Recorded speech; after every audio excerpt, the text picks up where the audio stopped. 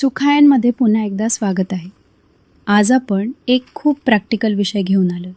पैसे, बजेट, महिन्याचा खर्च. हा विषय थोडा वेगळा वाटेल, पण खरं सांगायचं तर हा पण एक सेल्फ रिस्पेक्टचाच विषय आहे. कारण जेव्हा तुमच्या हातात पैशांवर थोडं जास्त नियंत्रण असतं, तेव्हा मनावरचा एक मोठा ताण आपोआप कमी होतो. चला, आजच्या प्रॅक्टिकल युजफुल गोष्टी बघूया. महिन्याच्या 25 तारखेचा एक सीन. पर्स उघडता. मनात हिशोब सुरू होतो. अजून 5 दिवस आहेत. दूध, भाजी, गॅस सिलेंडर हे सगळं अजून बाकी आहे. आणि अकाउंटमध्ये जे आहे ते बघून एक प्रश्न येतो. आणि मग मनात एक विचार येतो. या महिन्यात पण असंच झालं.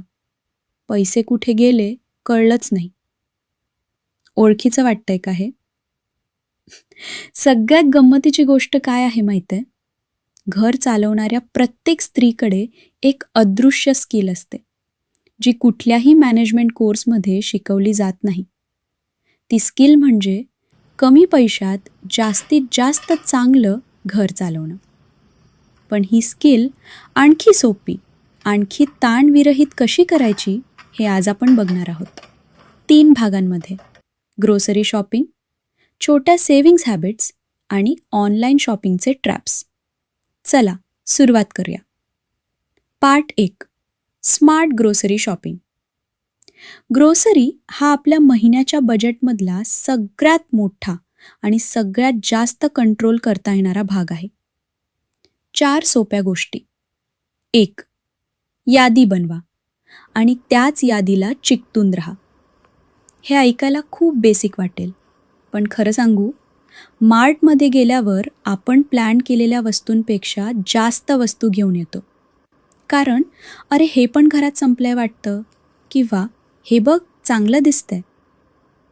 रिसर्च सांगतं, एक शॉपिंग लिस्ट इम्पल्स परचेसेस मोठ्या प्रमाणात कमी करते. काय करायचं?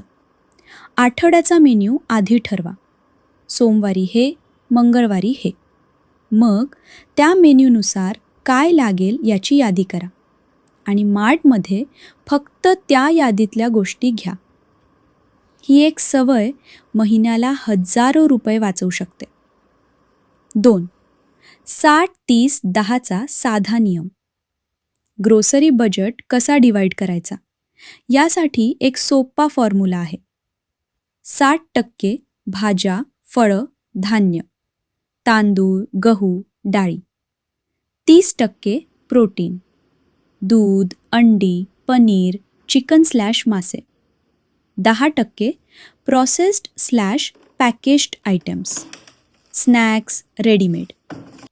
जेव्हा हा लक्षात ठेवता तेव्हा ऑटोमॅटिकली घरगुती ताजं अन्न जास्त येतं आणि महाग पॅकेज्ड वस्तू कमी होतात. आणि गंमत म्हणजे हे फक्त पैशांसाठी नाही, आरोग्यासाठी पण चांगलं आहे. 3. बल्कमध्ये, पण फक्त या गोष्टी.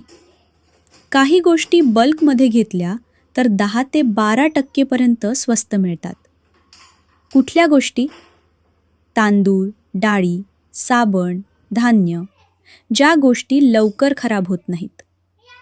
बल्क बराबर फक्त टिकणाऱ्या गोष्टींसाठी. 4. आठवडी बाजार, सुपरमार्केटपेक्षा स्वस्त. जर तुमच्या भागात आठवडी बाजार भरत असेल तर भाज्या फळं तिथून घ्या.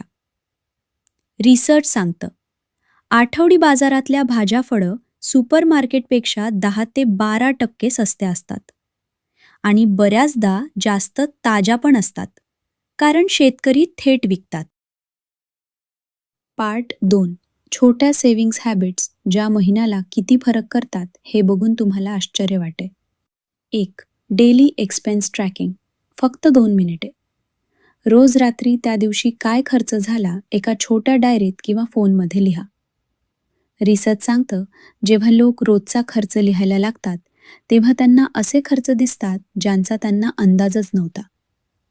उदाहरणार्थ, रोज 20 रुपयांचा चहा बाहेर महिन्याला 600 रुपये, वर्षाला 7,200 रुपये. छोटी गोष्ट, पण बेरीज मोठी आहे. हे लिहिण्याचा उद्देश स्वतःला दोष देणं नाही. उद्देश आहे कुठे जातंय हे बघणं, कारण जे दिसतं तेच बदलता येतं. 2. 50-30-20चा रूल महिन्याच्या सुरुवातीला. महिना सुरू झाल्यावर पैसे येताच हे रेशो करा. 50% आवश्यक खर्च, घरभाडे, किराणा, बिल. 30% वॉन्ट्स, बाहेरचं जेवण, शॉपिंग, मजा. 20% सेव्हिंग्ज. सगळ्यात महत्त्वाचं, सेव्हिंग्जचे पैसे महिन्याच्या सुरुवातीलाच बाजूला ठेवा. शेवटी जे उरेल ते सेव्ह करू असं केलं तर बरेचदा काहीच उरत नाही. आधी सेव्ह मग खर्च हा क्रम उलटा करा.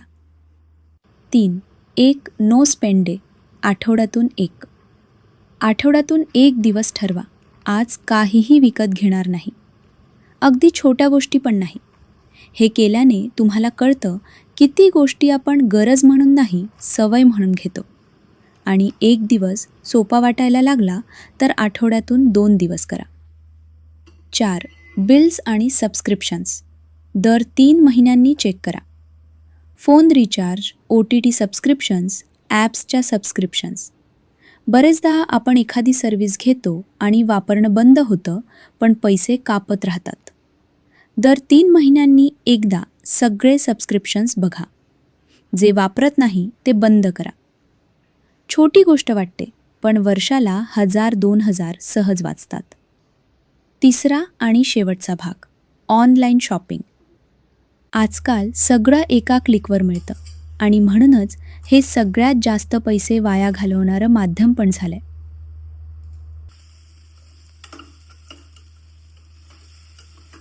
कार्टमध्ये अजून काही टाका फ्री डिलिव्हरीसाठी. हा सगळ्यात स्निकी ट्रॅप आहे. 50 रुपयांच्या डिलिव्हरी चार्जपासून वाचण्यासाठी आपण 200 रुपयांची अतिरिक्त वस्तू घेतो, जी मुळात आपल्याला हवीच नव्हती. स्वतःला विचारा, मला ही वस्तू हवी होती की फक्त डिलिव्हरी चार्ज वाचवायचा होता?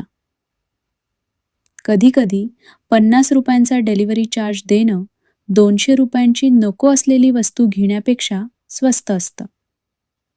सगळ्यात महत्त्वाचा प्रश्न, ऑनलाईन शॉपिंग करताना स्वतःला विचारा, मी हे विकत घेतेय कारण मला याची गरज आहे की कारण मला आत्ता बोर होतंय किंवा स्ट्रेस आहे आणि शॉपिंग मला तात्पुरतं बरं वाटवतंय? इमोशनल शॉपिंग ही एक खूप कॉमन पण अनस्पोकन गोष्ट आहे आणि ती ओळखणं हीच सगळ्यात मोठी बचत आहे. आता शेवटचा एक महत्त्वाचा, आज आपण बऱ्याच प्रॅक्टिकल गोष्टी बघितल्या.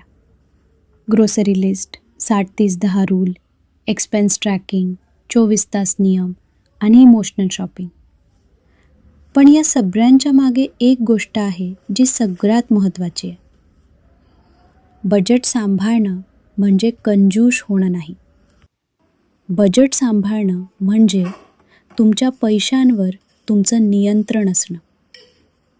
आणि जेव्हा हे नियंत्रण असतं तेव्हा एक गोष्ट बदलते महिन्याच्या शेवटी. ती असुरक्षितता कमी होते आणि एक नवीन फिलिंग येते. मला माहीत आहे माझे पैसे कुठे जात आहेत. मला माहीत आहे मी काय करू शकते. मी कंट्रोलमध्ये आहे. ही सवय एका दिवसात तयार होणार नाही. पहिल्या महिन्यात कदाचित थोडंच वाचेल, पण दुसऱ्या महिन्यात आणखी थोडं. 3ऱ्या महिन्यात एक नवीन सवय तयार होईल आणि वर्षाच्या शेवटी जेव्हा तुम्ही मागे वळून बघाल तेव्हा फक्त पैसे वाचलेले नसतील, एक नवीन आत्मविश्वास तयार झालेला असेल. मी माझं घर आणि माझे पैसे दोन्ही चांगलं सांभाळू शकते. जर हा व्हिडिओ तुम्हाला उपयोगी वाटला, लाईक करा, शेअर करा. तुमची स्वतःची एखादी साधी पण उपयोगी ट्रिक असेल ती पण कमेंटमध्ये लिहा, जी इतरांना पण उपयोगी पडेल. सबस्क्राईब केलं नसेल तर आत्ता करा. स्वतःची आणि घराची काळजी घ्या. भेटूया पुढच्या व्हिडिओमध्ये.